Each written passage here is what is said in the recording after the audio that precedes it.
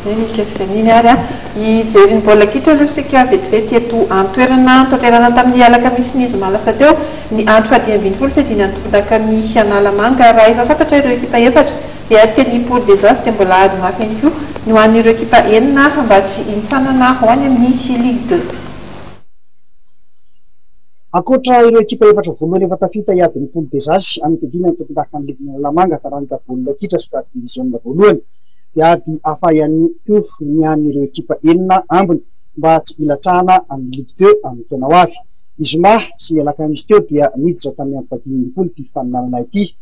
Raha ho an'ny andro ny alakamisy aloha dia nanamarika izany ny tranga teo amin'ny fiona ny tana formation sy ny FC. Ho 30 minitra tao aorian'ny fanombohan'ny lalao mantsy dia efa nahazo karatra mena roa ny ekipan'ny commune rehefa hitany tsara nanao fahatsoana Ilila sy Gauche.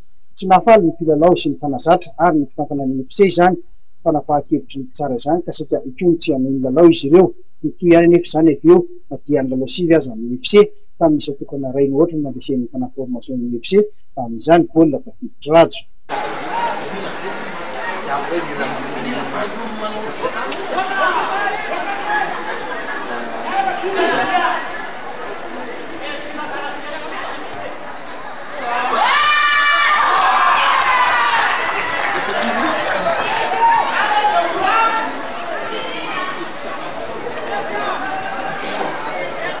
Ny zavatra tsikaritra fotsiny aloha tao anatin'ny roa na telo taona izay dia nahitana olana foana isaky ny mpandona ireto ekipa roa ireto tsy hay mihitsy ny antony nahatonga izany.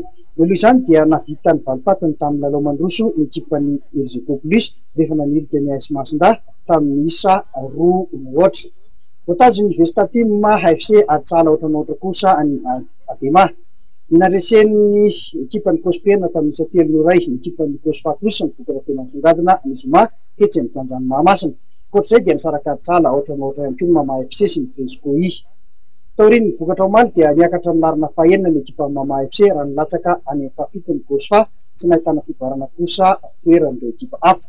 Fantatra moa fa ovitaina mialohan'ny 4 jona amin'ny fanitsanana amin'ny faninana divisionna voalohany ity. Sisy andeha amin'ny herinandro avy eo kosa ny andro fahaenina ambin'ny folo, fito ambin'ny folo ary ny valo ambin'ny folo. Ny alatsinainy sy talata izao no anaovana izany amin'ny eny Varion.